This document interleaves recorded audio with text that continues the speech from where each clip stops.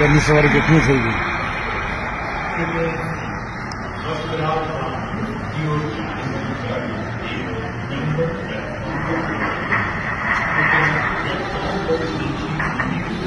पूरे गए होंगे।